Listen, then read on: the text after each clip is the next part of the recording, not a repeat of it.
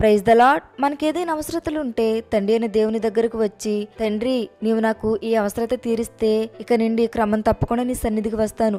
ఒకవేళ నీవు నాకు వివాహం గనక జరిపిస్తే నేను పలానా చేస్తాను, ఒకవేళ నీవు నాకు గర్భఫలాన్ని ఇస్తే నేను ఇలా చేస్తాను అని ఏవేవో మొక్కుబడులు చేస్తూ ఉంటారు. అయితే తండ్రి అయిన దేవుడు వాటిని నెరవేర్చిన తరువాత అవన్నీ ప్రక్కన పెట్టేసి కనీసం వాటిని గుర్తుకు కూడా తెచ్చుకోరు.